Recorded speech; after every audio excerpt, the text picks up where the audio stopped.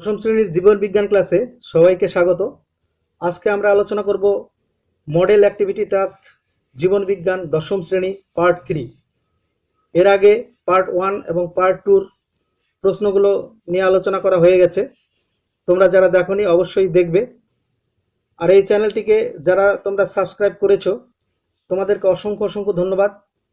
আর যারা এখনো সাবস্ক্রাইব করোনি অবশ্যই সাবস্ক্রাইব করে রেখে দিও, তাহলে তোমাদের জন্য আমি যখনই কোনো নতুন ভিডিও আপলোড দেব সঙ্গে সঙ্গে তোমরা নোটিফিকেশন পেয়ে যাবে। দেখো 1 নম্বর প্রশ্নটা কি বলেছে, নিচের নিম্নলিখিত বৈশিষ্ট্যের উপর ভিত্তি করে অযৌন জনন ও যৌন জননের পার্থক্য উল্লেখ করো। ক নাম্বার জনিত্রী জীবের সংখ্যা, খ নাম্বার গ্যামেট উৎপাদন, গ নাম্বার মাইটোসিস বা মিওসিসের উপর নির্ভরতা। এটা একটা প্রথম পার্ট 1 নম্বর প্রশ্নের। দ্বিতীয় পার্ট বলেছে কোন কোন প্রাণী কোরকোদ্গম প্রক্রিয়ায় জনন সম্পূর্ণ করে, বক্তব্যটির যথার্থতা বিচার করো। তাহলে এই দুটো পার্ট আমাকে অ্যান্সার করতে হবে। জনন থেকে এই প্রশ্নটা করা হয়েছে। তাহলে আমাকে জানতে হবে জনন কাকে বলে। যে জৈবনিক পদ্ধতিতে জীব নিজ আকৃতি ও প্রকৃতি বিশিষ্ট এক বা একাধিক অপত্য জীব সৃষ্টি মাধ্যমে পৃথিবীতে নিজের প্রজাতির অস্তিত্ব বজায় রাখে তাকে জনন বলে। এবার প্রধানত দুটি উপায়ে সজীব বস্তু জনন পদ্ধতি সম্পূর্ণ করে। 1 নম্বর অযৌন জনন, 2 নম্বর যৌন জনন। এবার আমাকে অযৌন জনন আর যৌন জননের পার্থক্য করতে বলেছে। কতগুলো পয়েন্ট দেওয়া হয়েছে, এই পয়েন্টের উপর ভিত্তি করে। তো অযৌন জনন কাকে বলে, যে জনন প্রক্রিয়ায় গ্যামেট উৎপাদন এবং নিষেক সম্পাদন ছাড়াই শুধুমাত্র দেহকোষ বিভাজিত হয়ে অথবা রেণু উৎপাদনের মাধ্যমে জনিত্রী জীবের মতো অপত্য জীব সৃষ্টি হয় তাকে অযৌন জনন বলা হয়। অযৌন জনন কাদের দেখা যায়, যেমন হাইড্রার কোরকোদ্গম পদ্ধতি দ্বারা এবং স্পঞ্জ খণ্ডীভবন ও পুনরুৎপাদন পদ্ধতির দ্বারা অযৌন জনন সম্পূর্ণ করে। এছাড়া তোমার মিউকর, ভলভক্স ইত্যাদির জনন। এবার যৌন জনন কাকে বলা হয়, যে জনন প্রক্রিয়ায় দুটি ভিন্নধর্মী জনন কোষ অর্থাৎ পুং গ্যামেট ও স্ত্রী গ্যামেটের মিলনের ফলে অপত্য জীব সৃষ্টি হয় তাকে যৌন জনন বলা হয়। যৌন জনন সাধারণত উন্নত সমস্ত জীবদেহেই এই যৌন জনন সম্পন্ন হয়। তো এখন আমাকে অযৌন জনন এবং যৌন জননের পার্থক্য করতে বলেছে এবং কতগুলো পয়েন্ট দেওয়া আছে, যেমন ক নাম্বার জনিত্রী জীবের সংখ্যা, খ নাম্বার গ্যামেট উৎপাদন, গ নাম্বার মাইটোসিস বা মিওসিসের উপর নির্ভরতা। এগুলোর উপর ভিত্তি করে অযৌন এবং যৌন জননের মধ্যে পার্থক্য লিখতে হবে। দেখো প্রথমে ক নাম্বার জনিত্রী জীবের সংখ্যা। এবার জনিত্রী জীবের সংখ্যার উপর ভিত্তি করে অযৌন এবং যৌন জননের মধ্যে পার্থক্য। ক নাম্বার অযৌন জননে জনিত্রী জীবের সংখ্যা 1টি, যৌন জননে জনিত্রী জীবের সংখ্যা 1টি বা 2টি। 1 নম্বর পয়েন্ট হয়ে গেল। এবার দেখো 2 নাম্বার গ্যামেট উৎপাদন। অযৌন জননে গ্যামেট সৃষ্টি হয় না, রেণু উৎপাদন বা দেহকোষ বিভাজন দ্বারা জনন সম্পন্ন হয়। যৌন জননে 2 প্রকার গ্যামেট উৎপন্ন হয়, স্ত্রী গ্যামেট ডিম্বাণু, পুং গ্যামেট বা শুক্রাণু। 2 নম্বর পয়েন্টটা হয়ে গেল। এবার 3 নাম্বার মাইটোসিস বা মিওসিসের উপর নির্ভরতা। দেখো অযৌন জনন মাইটোসিস কিছু ক্ষেত্রে অ্যামাইটোসিসের উপর নির্ভরশীল, আর যৌন জননে গ্যামেট উৎপাদন মিওসিস পদ্ধতির উপর নির্ভরশীল। এককোষী জাইগোট মাইটোসিস দ্বারা বহুকোষী ভ্রূণ গঠন করে। তাহলে 3 নাম্বার পয়েন্ট আমার হয়ে গেল। তাহলে 1 নাম্বার প্রশ্নের প্রথম পার্টের উত্তর আমাদের হয়ে গেল। এবার 1 নম্বর প্রশ্নের দ্বিতীয় পার্টে বলেছে কোরকোদ্গম প্রক্রিয়ায় জনন সম্পন্ন করে বক্তব্যটির যথার্থতা বিচার করো। তাহলে দেখো এবার এইভাবে লিখতে হবে, কোনো কোনো প্রাণী কোরকোদ্গম প্রক্রিয়ায় জনন সম্পূর্ণ করে। বক্তব্যটির যথার্থতা নিম্নে আলোচনা করা হলো। যে বিশেষ ধরনের অযৌন জনন পদ্ধতিতে জনিত্রী জীবদেহের কোনো প্রবর্ধিত দেহাংশ স্বতঃস্ফূর্তভাবে বিচ্যুত হয়ে অপত্য জীবদেহ সৃষ্টি করে তাকে কোরকোদ্গম বা বার্ডিং বলে। যেমন ইস্ট এবং হাইড্রা কোরকোদ্গম পদ্ধতিতে জনন সম্পন্ন করে। এবার ইস্টের কোরকোদ্গম। ইস্ট এককোষী ছত্রাক। ইস্টের অসমান বিভাজনের ফলে একটি ক্ষুদ্র কোরক বা বার্ড সৃষ্টি হয়। কোরকটি মাতৃদেহে সংলগ্ন থাকে, পরে মাতৃদেহ থেকে বিচ্ছিন্ন হয়ে অপত্য ইস্ট গঠন করে। কখনো কখনো ইস্টের কোরকটি বারবার বিভাজিত হয়ে টরুলা গঠন করে। ইস্টের এইরকম দশাকে টরুলা দশা বলা হয়। দেখো এখানে এখানে এককোষী ছত্রাক ইস্টের এখানে কোরক সৃষ্টি হয়েছে। ইস্ট এককোষী ছত্রাক, ইস্টের অসমান বিভাজনের ফলে একটি ক্ষুদ্র কোরক বা বার্ড সৃষ্টি হয়। কোরকটি মাতৃদেহে সংলগ্ন থাকে, পরে মাতৃদেহ থেকে বিচ্ছিন্ন হয়ে অপত্য ইস্ট গঠন করে। দেখো মাতৃদেহে সংলগ্ন থাকে, পরে মাতৃদেহ থেকে এই অংশটা বিচ্ছিন্ন হয়ে গিয়ে অপত্য ইস্ট গঠন করে। তাহলে এখানে ইস্টের কোরকোদ্গম পদ্ধতি তোমরা পেন্সিল দিয়ে এই ছবিটি এঁকে এঁকে নিতে পারো। এবার দেখো হাইড্রার কোরকোদ্গম। হাইড্রার দেহের বাইরের দিকে কোরক সৃষ্টি হয়। কোরকটি বৃদ্ধি হলে কোরকের মুখছিদ্র ও তাকে বেষ্টন করে কোর্শিকা সৃষ্টি হয়। কোরকটি মাতৃদেহ থেকে বিচ্ছিন্ন হয়ে অপত্য হাইড্রা সৃষ্টি করে। দেখো এখানে হাইড্রার দেহের বাইরের দিকে কোরক সৃষ্টি হয়। এ দেখো হাইড্রার দেহের বাইরের দিকে এই যে কোরক সৃষ্টি হচ্ছে, কোরকের বৃদ্ধি, তারপরে কোরক বৃদ্ধিপ্রাপ্ত হলো, পরে এই অংশটা বিচ্ছিন্ন হয়ে অপত্য হাইড্রা সৃষ্টি করলো। তাহলে এই ছবিটা তোমরা এঁকে দিতে পারো। তাহলে আমার 1 নম্বর প্রশ্নের দ্বিতীয় পার্ট অর্থাৎ কোরকোদ্গম প্রক্রিয়া, কোনো কোনো প্রাণী কোরকোদ্গম প্রক্রিয়ায় জনন সম্পূর্ণ করে, বক্তব্যটির যথার্থ বিচার করো। তাহলে ইস্ট এবং হাইড্রার কোরকোদ্গম পদ্ধতিতে জনন সম্পূর্ণ করে এ বিষয়ে আলোচনা করা হলো। তাহলে 1 নম্বর প্রশ্নের উত্তর আমাদের হয়ে গেল। প্রশ্ন, সপুষ্পক উদ্ভিদের ক্ষেত্রে নিষেক এবং নতুন উদ্ভিদের গঠন কিভাবে হয় তা একটি রেখাচিত্রের সাহায্যে উপস্থাপন করো। এটা প্রথম পার্ট। দ্বিতীয় পার্ট, ইতর পরাগযোগের 2টি অসুবিধা উল্লেখ করো।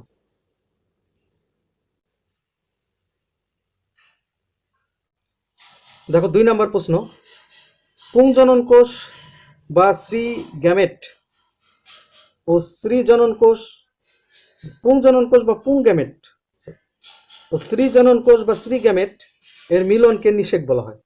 অর্থাৎ পুং গ্যামেট এবং শ্রী গ্যামেটের মিলনকে নিষেক বলা হয়। সপুষ্পক গুপ্তজীবী উদ্ভিদের ক্ষেত্রে নিষেক একটি গুরুত্বপূর্ণ ঘটনা। সপুষ্পক উদ্ভিদের ক্ষেত্রে নিষেক প্রক্রিয়া এবং এর ফলে নতুন অপত্য উদ্ভিদ সৃষ্টির প্রক্রিয়া কয়েকটি ধাপের মাধ্যমে ঘটে। নিম্নে রেখাচিত্রের সাহায্যে তা উপস্থাপন করা হলো।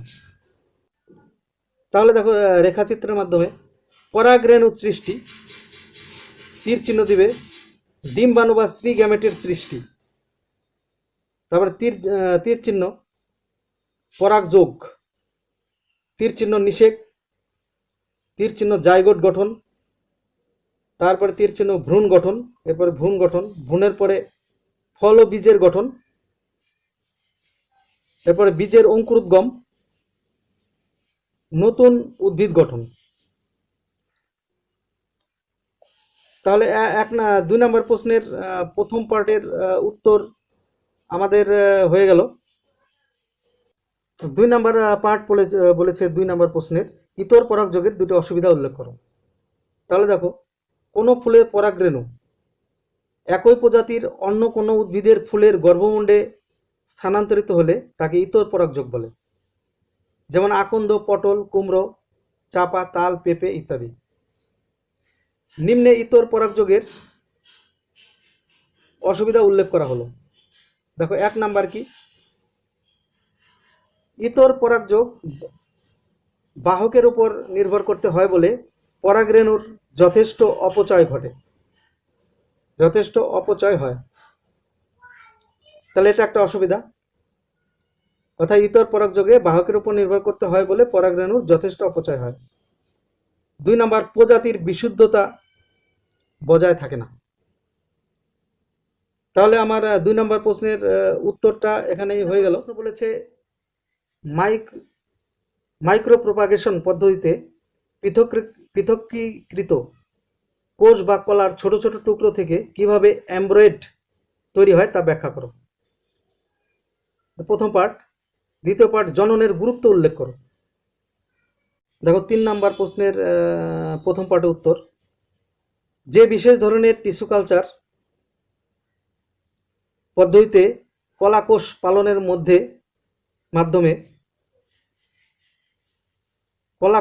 মাধ্যমের মধ্যে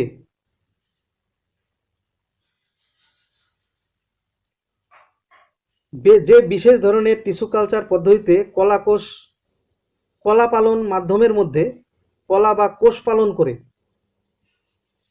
কৃত্রিমভাবে বেশি সংখ্যক নতুন পূর্ণাঙ্গ উদ্ভিদ উৎপাদন করা হয় তাকে অনুবিস্তারণ বা মাইক্রো প্রোপাগেশন বলা হয়।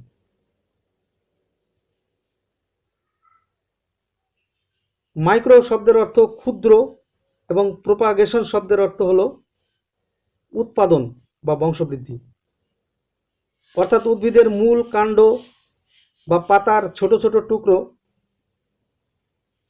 উপযুক্ত কর্ষণ মাধ্যমে রেখে বিভাজিত হতে দিলে তা অপত্য উদ্ভিদের সৃষ্টি করে।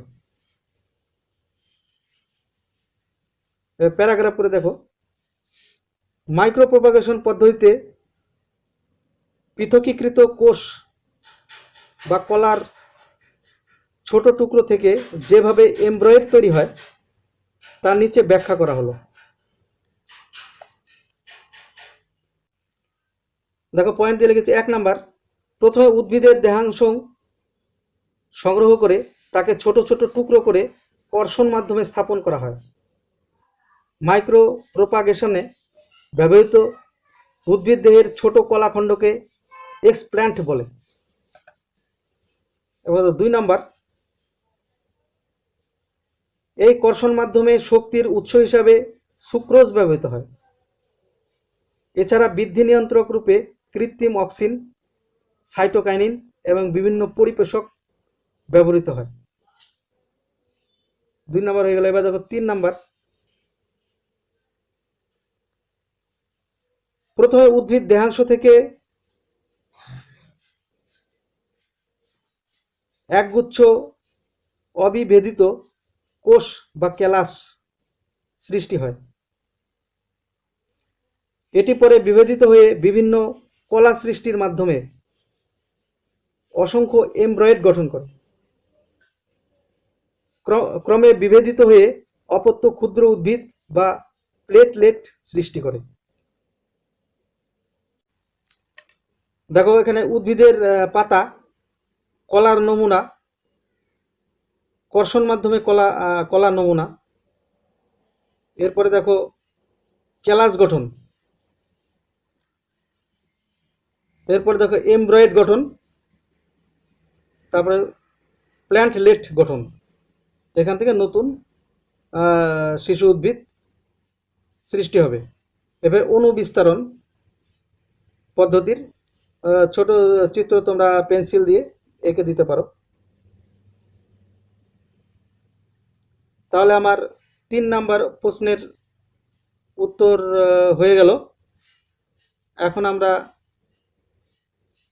3 নম্বর প্রশ্নের প্রথম পার্টের উত্তর হয়ে গেল। এখন আমরা 3 নম্বর প্রশ্নের দ্বিতীয় পার্ট।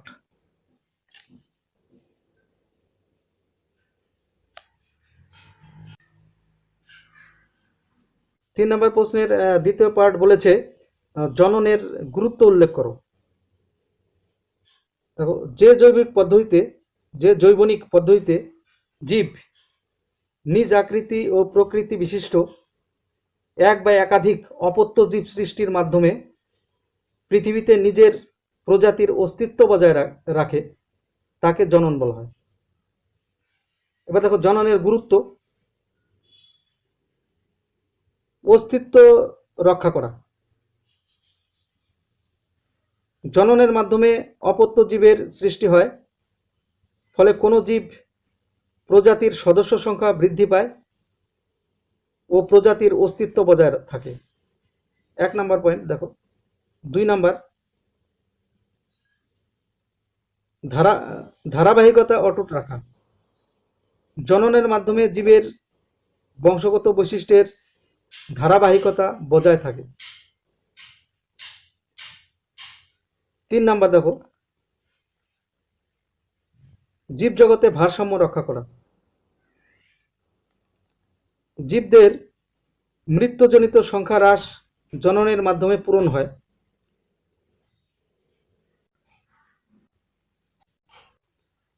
প্রজাতিটি বাস্তুতন্ত্র থেকে বিলুপ্ত হয় না ও বাস্তুতন্ত্রের ভারসাম্য বজায় থাকে, ফলে জীবজগতে ভারসাম্য রক্ষিত হয়। 4 নম্বর পয়েন্ট। দেখো, জীব অভিব্যক্তি। জননে উৎপন্ন অপত্যে উদ্ভূত প্রকরণ প্রজাতিটিকে অভিব্যক্তির পথে চালনা করে।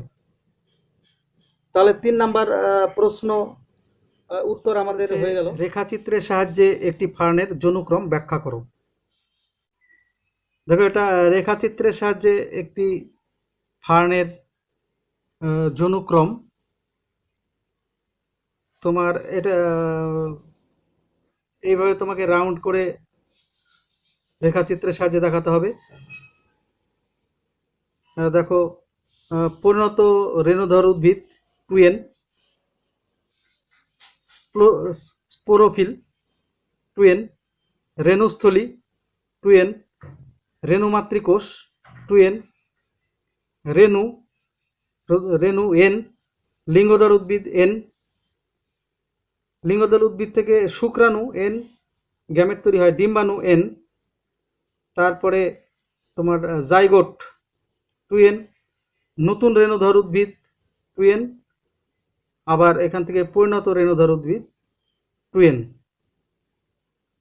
এখানে তোমার মিওসিস পদ্ধতিতে বিভাজিত হয়ে রেণু উৎপন্ন হয়। তারপরে তোমার শুক্রাণু এবং ডিম্বাণু উৎপন্ন হয়। এরপরে শুক্রাণু ডিম্বাণু নিষেক প্রক্রিয়ায় জাইগোট উৎপন্ন হয়। রেখাচিত্রটি আরেকটু স্পষ্ট করে দেখানো হলো। দেখো, পরিণত রেণুধর উদ্ভিদ 2n, তীর চিহ্ন স্পোরোফিল 2n,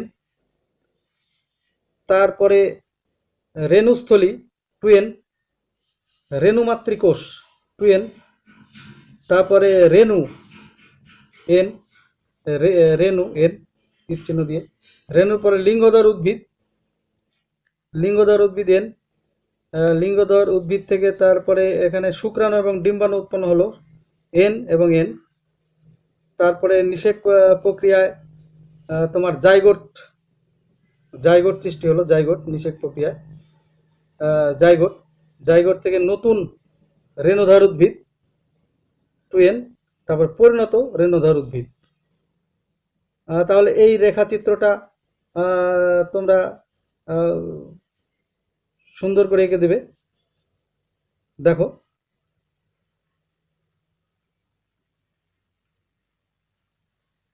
তোমাদের বড় করে দেখানো হলো রেখাচিত্রটা। দেখো, রেখাচিত্রটা এঁকে ফার্নের যৌনক্রমের রেখাচিত্রটা এঁকে ছোট করে একটু ব্যাখ্যা দিতে হবে তোমাদের। দেখো, জীবের জীবনচক্রে হ্যাপ্লয়েড লিঙ্গধর জন্য n এবং ডিপ্লয়েড রেণুধর জন্য 2n চক্রাকার আবর্তনকে যৌনক্রম বলে। এবার দেখো ফার্নের জনুক্রম।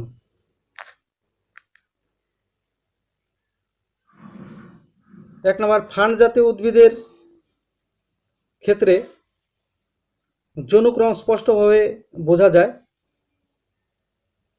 জনুক্রম ডিপ্লয়েড টুয়েন রেণুধর জনু এবং হ্যাপ্লয়েড এন লিঙ্গধর জনু চক্রাকারে আবর্তিত হয়।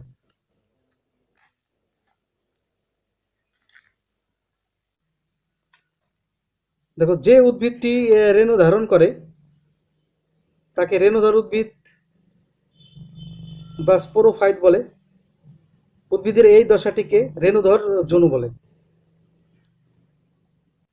3 নম্বর পয়েন্ট দেখো, মিওসিস পদ্ধতিতে রেণুধর জনুর রেণু মাতৃকোষ থেকে হ্যাপ্লয়েড রেণু এন উৎপন্ন হয় এবং রেণুস্থলী বা স্পোরাঞ্জিয়ামে সঞ্চিত হয়। 4 নম্বর পয়েন্ট দেখো, রেণু অঙ্কুরিত হয়ে লিঙ্গধর উদ্ভিদ বা গ্যামেটোফাইট সৃষ্টি করে। ফার্নের এই লিঙ্গধর দশাটিকে প্রোথ্যালাস বলে। 5 নম্বর দেখো, লিঙ্গধর উদ্ভিদের অ্যানথেরিডিয়ামে উৎপন্ন শুক্রাণু এন আর্কিগোনিয়ামে উৎপন্ন ডিম্বাণু এন কে নিষিক্ত করে জাইগোট সৃষ্টি হয়, টুয়েন। 6 নম্বর দেখো পয়েন্ট, জাইগোট থেকে পুনরায় রেণুধর উদ্ভিদ তৈরি হয় এবং জনুক্রমটি চলতে থাকে। তাহলে 4 নম্বর প্রশ্নের যে রেখাচিত্রের সাহায্যে ফার্নের জনুক্রম, সেটা রেখাচিত্র একে ছোট করে এইভাবে তোমাদের ব্যাখ্যা দিতে হবে। 4 নম্বর প্রশ্নের উত্তর আমাদের হয়ে গেল। দশম শ্রেণী জীবন বিজ্ঞান পার্ট 3 1 থেকে 4 পর্যন্ত প্রশ্নের উত্তরগুলো আমাদের হয়ে গেল। এর আবার পরবর্তী ভিডিও নিয়ে আমরা হাজির হব। তোমরা ভালো থেকো। তোমাদেরকে অসংখ্য অসংখ্য ধন্যবাদ।